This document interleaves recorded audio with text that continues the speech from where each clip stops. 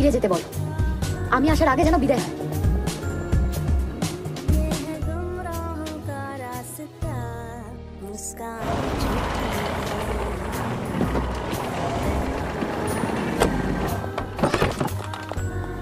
যাক বাবা, তুমি এসে পড়েছো। তোমাকেই ফোন করতে যাচ্ছিলাম। কি যে গেরোয় ফেলেছে মেয়েটা, আমি তো অন্য কাজে যেতেই পারছি না।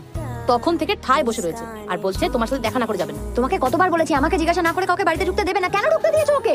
ওমা, কি সুন্দর মিষ্টি একটা বাচ্চা মেয়ে, আর আমাকে মিষ্টি করে মাসি মাসি বললো খিদে পেয়েছে, ওকে বাইরে দান করিয়ে রাখবো। আবার খেতেও দিয়েছো নাকি? ও কি কথা, দেবো না খেতে? তোমার মেয়ের মতো বললো যে। আমি না ঘুরে আসছি ওই বাড়ির কাজ সেরে।